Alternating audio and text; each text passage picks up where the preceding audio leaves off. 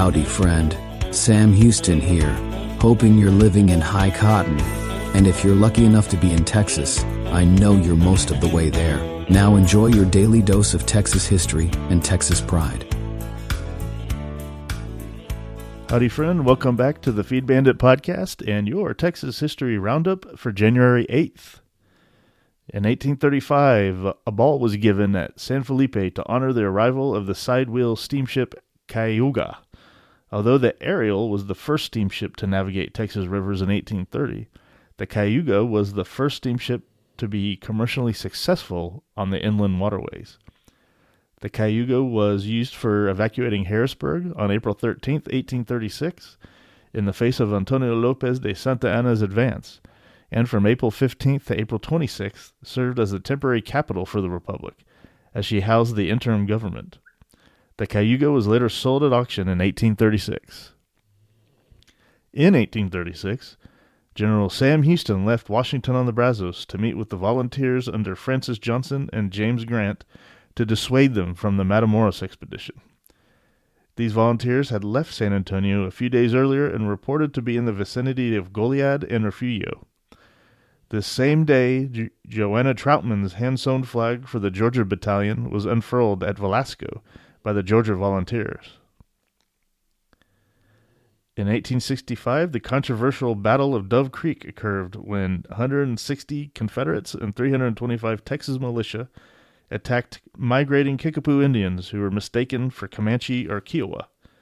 In the engagement near San Angelo, the Kickapoo routed their attackers, with at least 20 deaths and 19 wounded on the Confederate or militia side and 14 to 23 casualties among the Indians. The Kickapoo had been on their way to Mexico to escape the violence of the war to prevent Southern independence. This normally peaceful tribe, embittered by this experience, in subsequent years became a thorn in the side of Texas settlers. In 1884, Governor John Ireland called a special session of the legislature to deal with fence cutting by those wanting an open range. After a fiery debate, the legislatures made fence cutting a felony punishable by 1 to 5 years in prison, set the penalty at 2 to 5 years in prison for malicious pasture burning, and made it a misdemeanor to knowingly fence public lands or lands belonging to others, and required ranchers who built fences across public roads to place a gate every 3 miles. In 1919, Nana Galliner was born in El Paso. She became a renowned ballerina, the first 20th century North American to gain roles in a European company.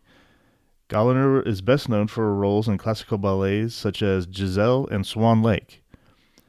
After marrying Paul Eilif Peterson, or Paul Petroff, they organized the Galliner-Petroff Touring Company. She died in Belgium in 1980. And finally, in 1974, a constitutional convention opened with the goal of writing a new state constitution. However, the delegates, who were Texas legislatures, became mired in divisive politics, and the convention adjourned on July 30th, 1974, without a document. And that, my friend, was your Texas History Roundup for January 8th. Thank you so much for listening, and we will catch you back here tomorrow on the next one. All right, you take care. Well, there you have it. If you like our podcast, check us out at feedbandit.com. There you'll find awesome Texas First outdoors gear and apparel. Your purchase helps support the bandits and keeps this podcast on the air, fighting for you and for Texas. Remember, preserve the tradition, protect the legacy. Until next time.